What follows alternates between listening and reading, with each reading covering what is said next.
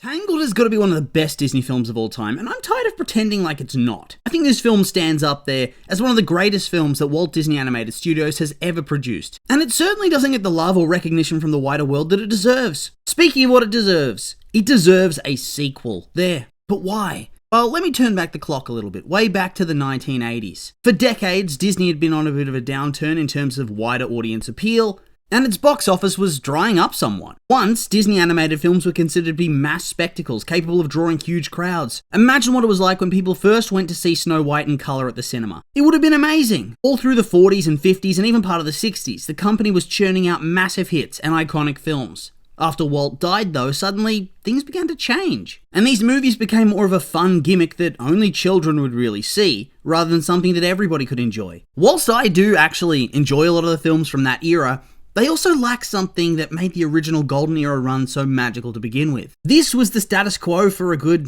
20 years. They were good films, but they were firmly relegated to being something for the kiddies. They weren't really taken all that seriously, and they weren't considered to be a financially lucrative genre. This all changed though in the late 80s, as the films that they were releasing became more colourful, bombastic, and exciting. Better in every respect, essentially. The 80s were actually a pretty good decade overall in terms of film quality for Disney, but the one that really brought the studio back to its old school prominence that it hadn't enjoyed in years was The Little Mermaid.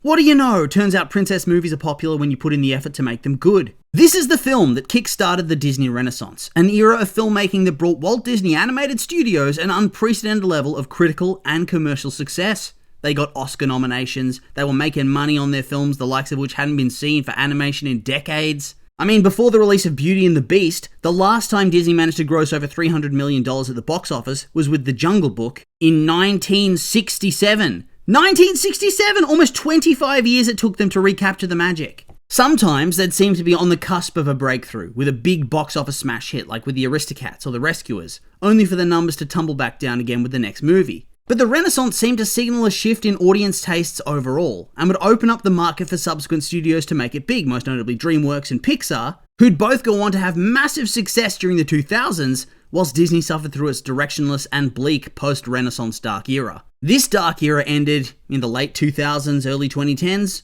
due to Bolt, Princess and the Frog, but most especially Tangled, which when it released became the second highest grossing film in Disney's catalogue after The Lion King, grossing $592 million and becoming the first film in a long while that I think Disney would have to consider a 100% success. This was the film that got people to take notice of Disney once again, and for me is the definitive start of the Disney revival era, which is the most profitable era in the studio's history, bar none, crossing the big billion a couple of times, and finally getting some Oscar victories after years of Pixar sweeping the board. Tangled has since been eclipsed at the box office many times over, but this was a different era. And it was still a very impressive feat to gross $500 million in those days. It's crazy how the world of animated movies has changed, isn't it? Nowadays, if you don't gross a number close to $500 million, it feels low. Tangled brought Disney back to formula at long last, and was another example of the new age Disney princess. Already from these metrics alone, its importance to the history of the studio, and the audience goodwill and momentum it created, as well as its financial success,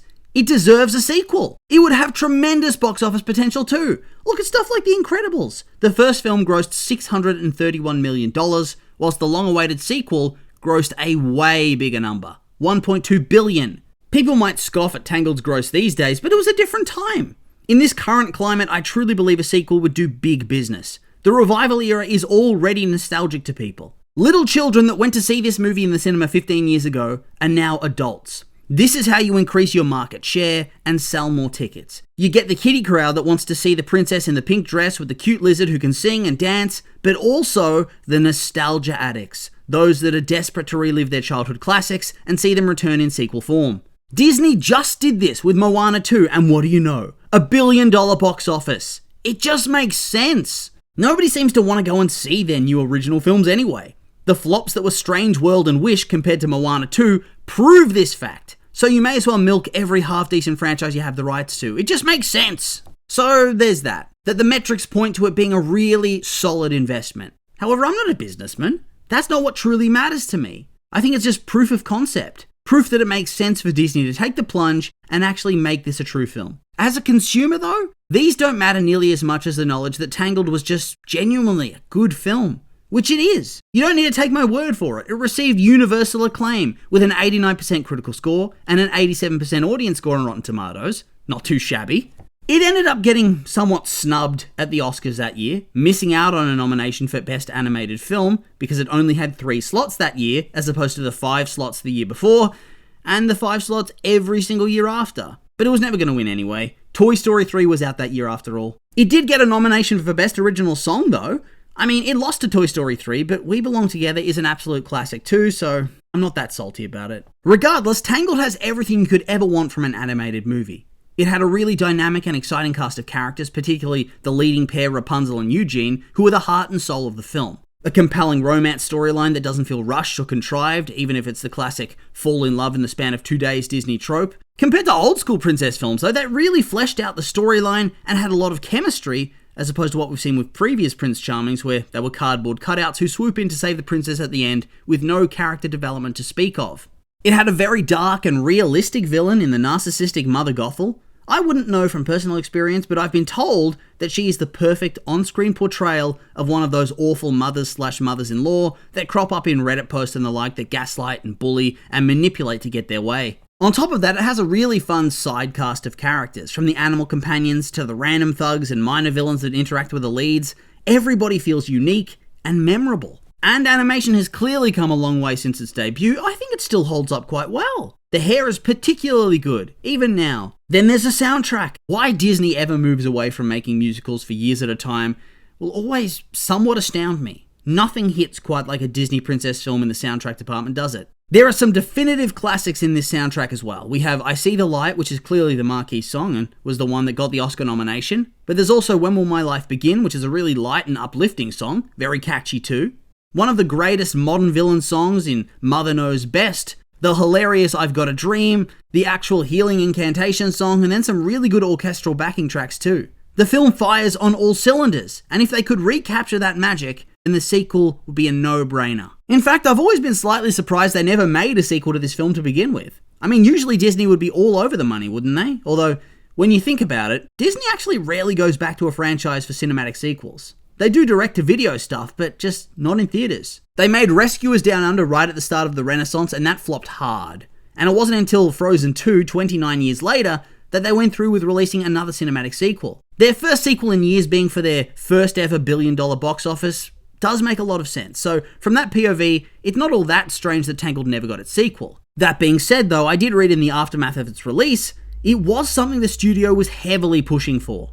After all, as we said earlier, for the time, Tangled was a box office smash hit for the studio. However, in that day and age under John Lasseter, apparently the sequel would only go ahead if the original creative team were interested in making it. I think the directors felt like there was no point in continuing. The story had ended, and she no longer had the magic hair. Thus, there's no Tangled branding and no story direction. From their perspective, it was a one-and-done narrative. I certainly understand that. I don't agree with it, but I understand. Personally, I just think there's so many directions you could take the franchise that would create a really compelling sequel. Obviously, we've already seen one of these play out before, Tangled Before Ever After, and Rapunzel's Tangled Adventures, aka Tangled the series. This chronicled the lives of the characters after the events of the film, and before the events of the Tangled Ever After short film. The essential premise of this story is that Rapunzel regains her hair and her powers after touching some magic rocks. This in turn sets off a sequence of events that sees the kingdom plagued by insurrectionists, evil wizards and witches, and the secret daughter of Mother Gothel, who is also the best friend of Rapunzel. Now, that show is well and truly over and done with. It ran from 2017 to 2020, and whilst perhaps not as popular as the film, not by a long shot, I think for what it was actually rather well liked. That being said, I will admit its existence very much stole the best idea for a potential Tangled sequel. If you condense the plot of the show, it would make for a very interesting idea. Rapunzel's hair mysteriously returns, and she goes on an adventure to discover what's going on. It's a very basic storyline that you could adapt in any way you wish. Anything could happen. And you'd still have the concept of her having her magical hair, which ties back into that Tangled branding, which is what you want. That being said though, I wouldn't change it at all. The show was actually really good, and there was a lot of deep diving into various different character arcs and storylines that wouldn't have been possible in a single film. Because of that though, it does mean that any sequel film already misses out on the no-brainer follow-up of Rapunzel inexplicably having her powers back, which would have been a great formula. It's a shame, but the reality is this. You can quite literally write a story about anything, and if the quality is high, it does not matter if it felt like your story was over or had no direction. It can work. Take Toy Story, for instance. I think for a lot of people, it did feel like the end of an era. The end of Toy Story 3 has Andy give up his toys and has Woody accept that their time's over and it's time for a new life with a new child. Only for the fourth movie to say, lol, nah. Actually, Woody won't be staying with Bonnie. He's actually going to be a wandering nomad toy with his long-lost girlfriend. At first glance, this sounds like a ridiculous premise that goes against the message of the first trilogy, but when you dig deeper into the film and get that necessary context, suddenly everything begins to make a whole lot more sense. Suddenly the film has a place to go, and a new direction to take any future sequels.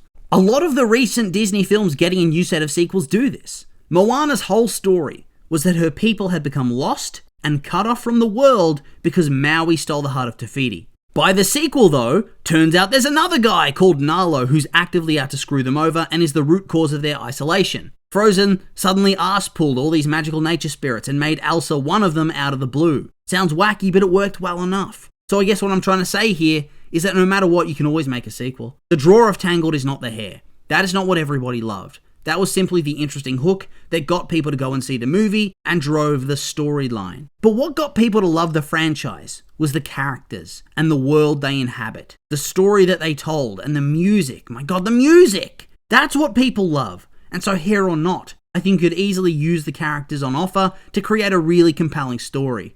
Or not. Who knows? It probably won't happen, but I really, really want it to. I think it deserves it. And so with all that being said, that's the end of the video, and I'll just remind you that these have all just been my opinions, and now I'd like to hear yours. What do you think of the idea of a Tangled sequel? Do you agree with me? Should it happen? Maybe you disagree, maybe not. I'm curious for your thoughts, so make sure to like, comment, and subscribe, and let me know.